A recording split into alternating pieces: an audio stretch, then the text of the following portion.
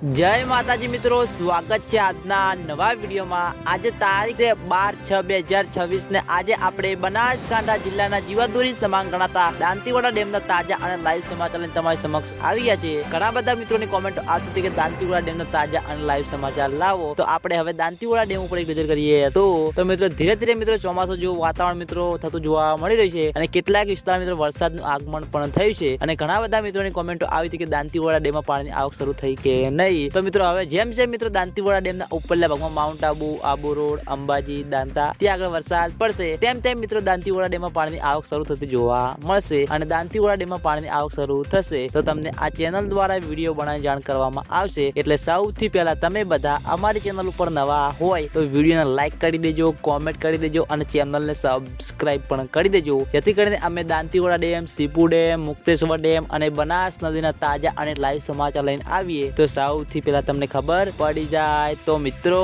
જય માતાજી।